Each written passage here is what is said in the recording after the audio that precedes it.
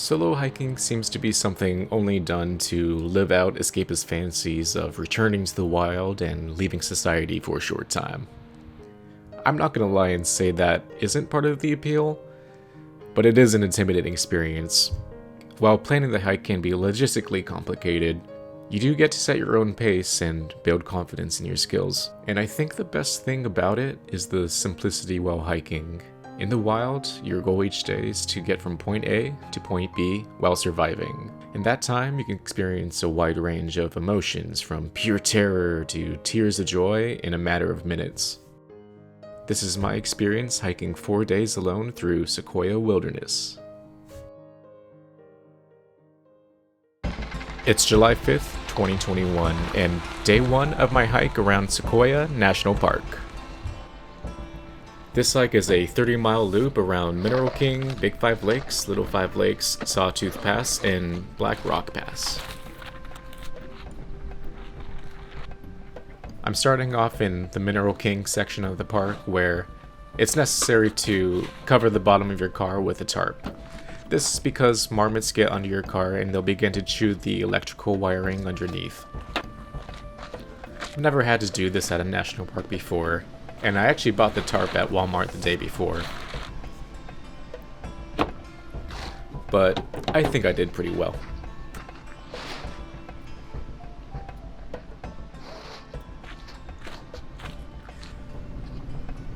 Just want to take one look at the trailhead.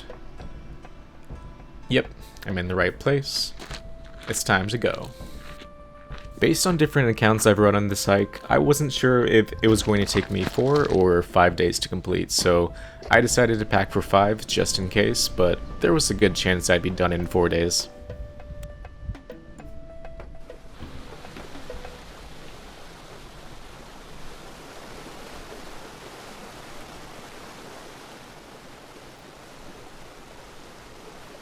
The first half mile was actually a little more strenuous and definitely less shaded than I expected, but after driving 7 hours overnight, I was really just happy to get my feet moving again.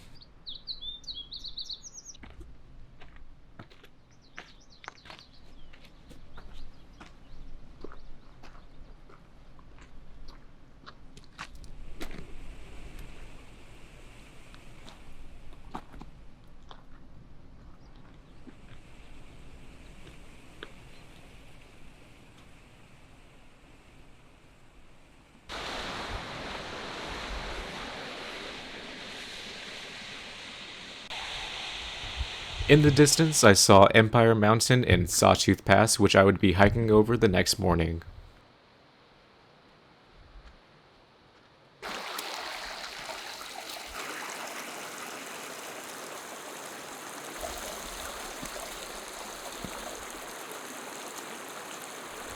Once I got to a shaded area, I figured this was a good time to just reapply some sunscreen, have a quick snack, and filter some water.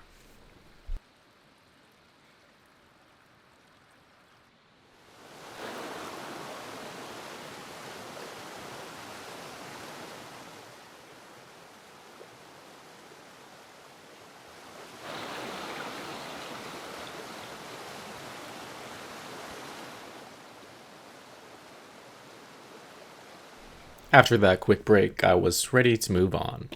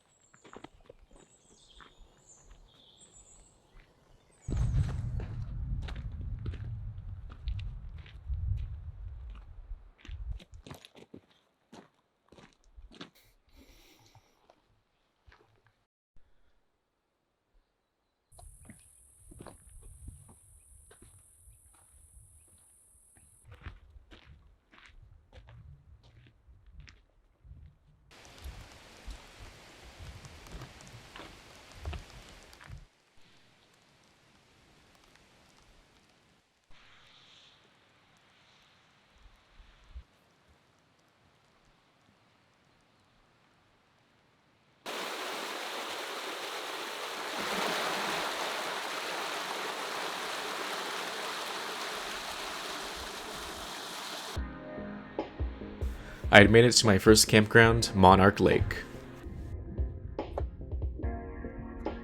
I set up my tarp and campground as soon as I got there so I can just rest and relax for the rest of the evening.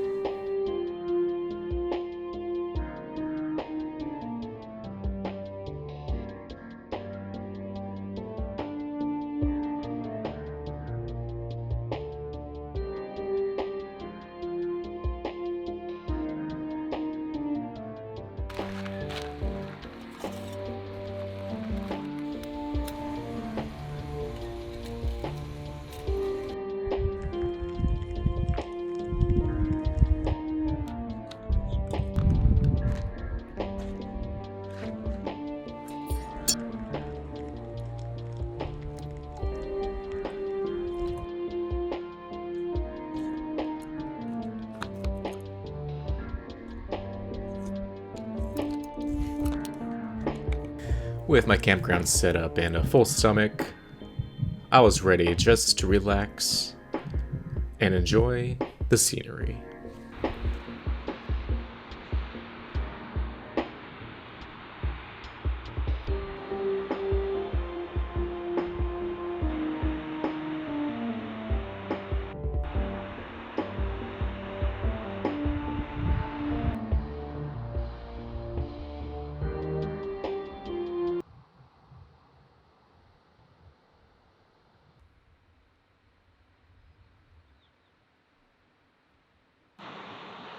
Honestly, I was probably staring at that lake for a good 30 minutes. It was that nice. Then I was ready to just cook some dinner and prepare for bed.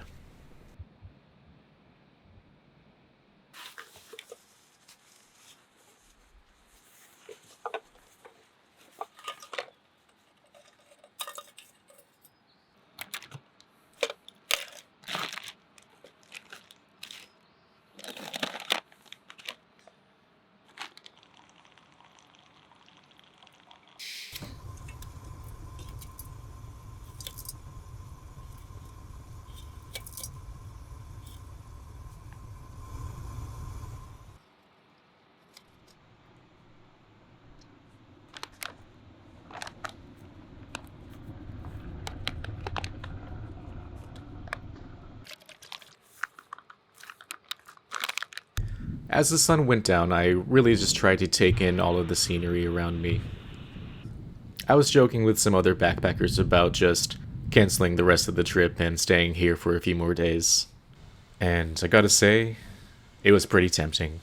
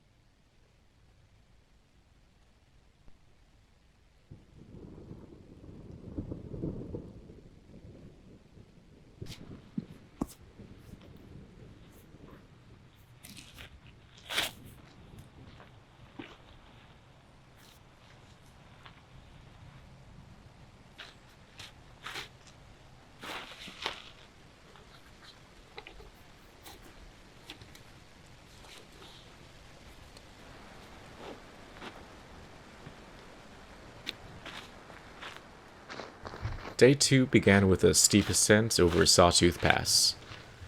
While the top of the pass was only about half a mile away from the campgrounds, there was about 1,000 feet of elevation gain to get there.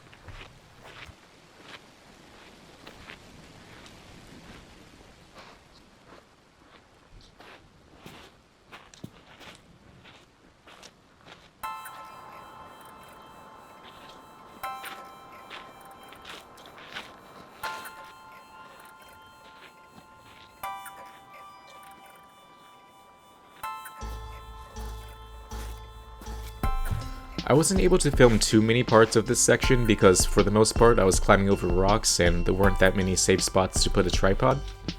But this half mile felt like it took over an hour to complete.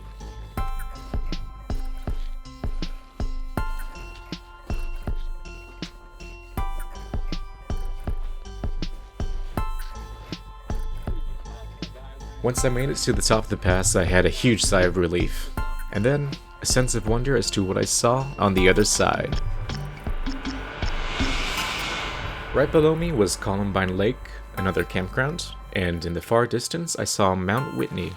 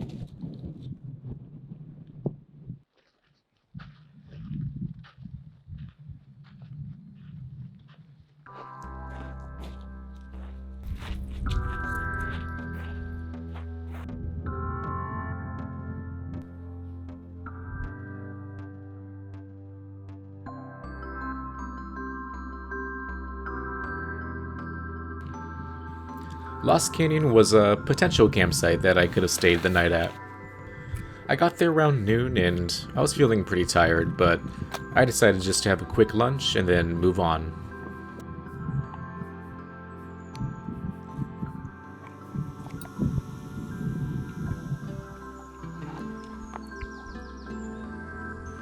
I also reorganized my backpack here to be a little easier on my upper back.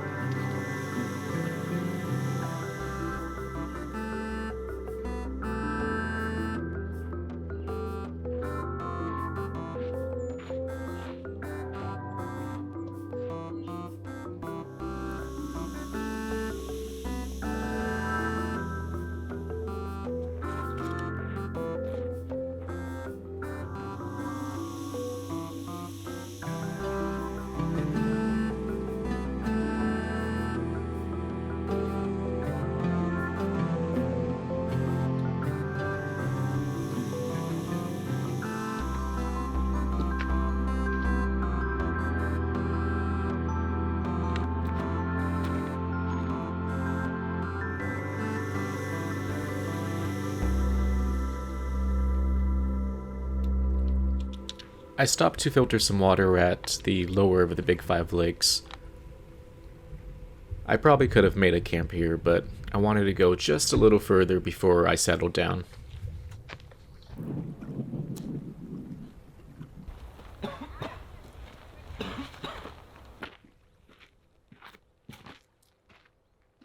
I developed a pretty bad cough on day 2.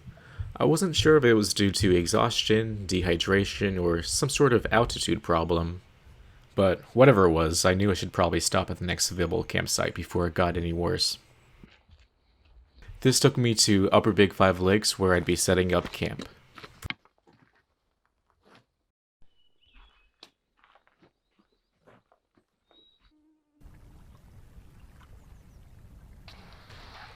After a long day, I finally found my campsite. I had some time to relax, enjoy some food, rest my feet, rest my lungs. Sadly, there were mosquitoes all over the campground, and I decided to pack it in early.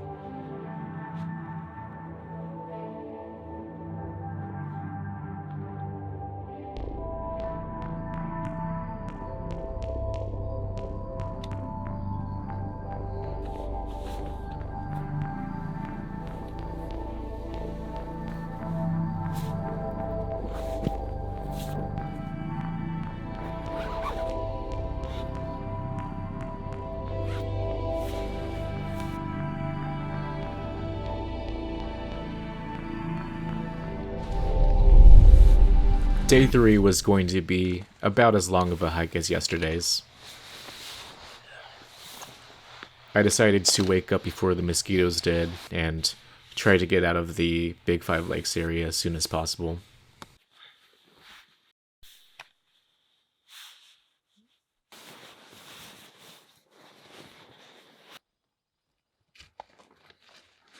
The cough I was feeling yesterday had felt a little bit better by the next morning. I felt pretty confident that it would go away by the end of the day. As I made my way back to the trail, the mosquitoes began to wake up and inspired me to get moving while I was taking a dump.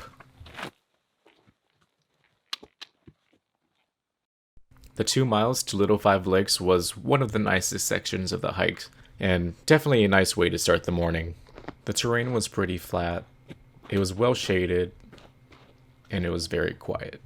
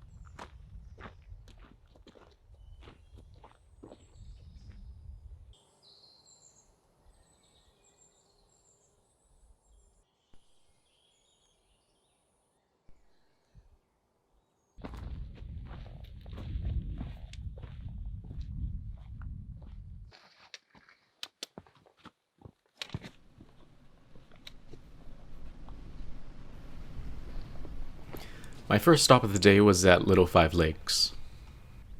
This was probably like the 20th mountain lake I've passed by on this trip, but they really don't get old. I tried to take every opportunity I had just to sit next to them and relax, even just for a few minutes.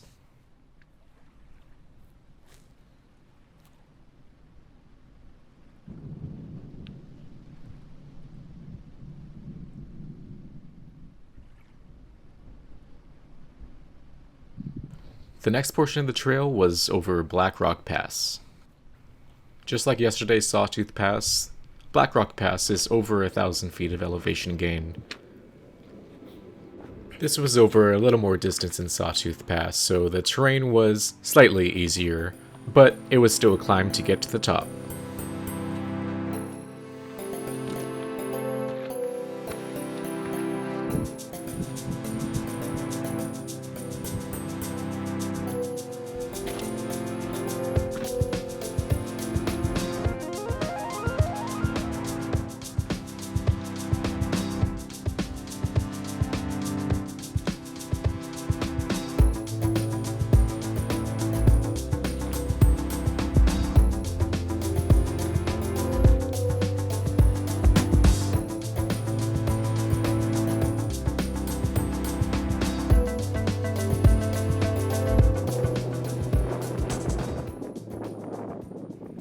Once I got to the top of Black Rock Pass, I took a break and enjoyed the views from both sides of the mountain. One side being the lake view, which I just walked through, and the other side, a steep mountainous terrain, which I was about to go down.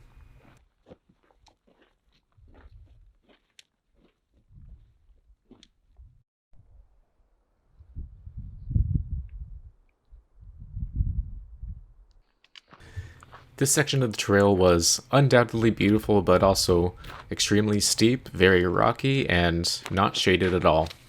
Some people walk up that section, which I probably wouldn't enjoy doing very much. I took a food break at Pinto Lake, where I probably could have stayed the night, but I wanted to push myself just a little further to Cliff Creek Campground. I didn't film much between there and then, so let's just skip ahead 3 miles.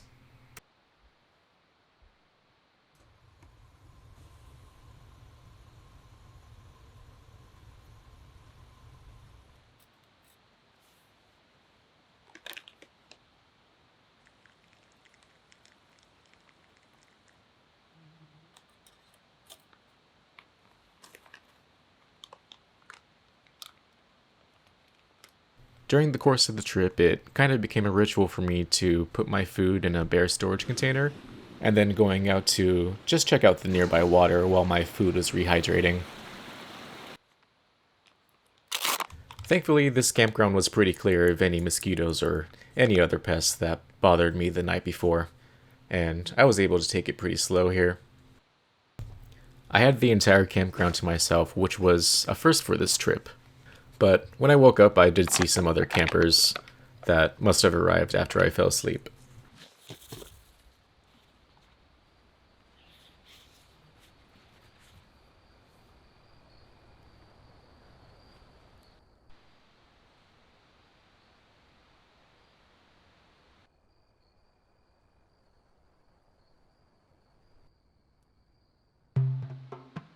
Day 4 began at around 5 a.m. I had about 6 miles to cover today. I decided to have a quick stretch, had some oatmeal for breakfast. I packed all my stuff together and made my way out.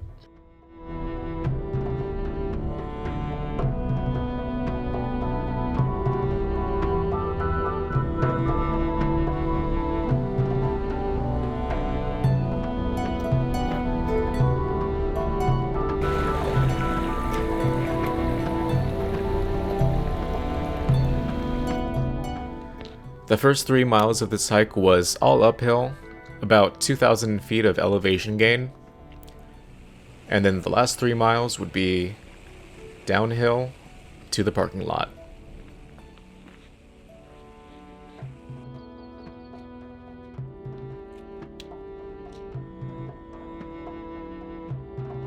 I don't know if it was just me being excited that this was the final day of my trip, but I really enjoyed the lush greenery and overgrown plants on this section of the trail.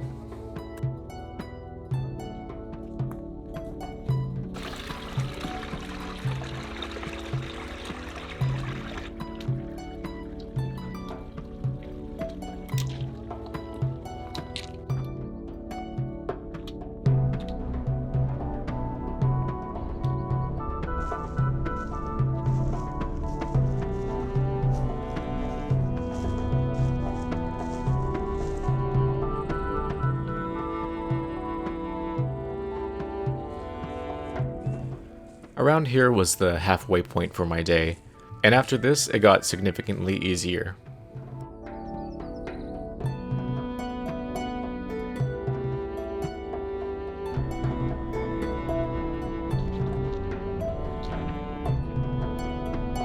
I saw the parking lot from a pretty far distance away. It let me know that I was almost there.